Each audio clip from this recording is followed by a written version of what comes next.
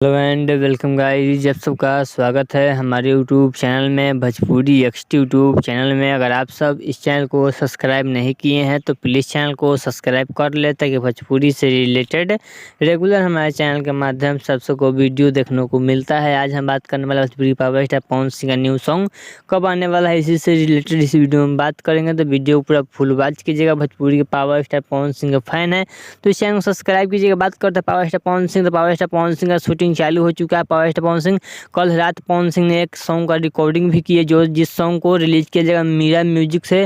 प्रियांशु सिंह के चैनल से रिलीज होगा। उस सॉन्ग में म्यूजिक होगा प्रियांशु सिंह का। उस सॉन्ग को लिखे हैं और रोशन सिंह विश्वास उसको गाए हैं भोजपुरी के पावर स्टार पवन सिंह और शिवानी सिंह।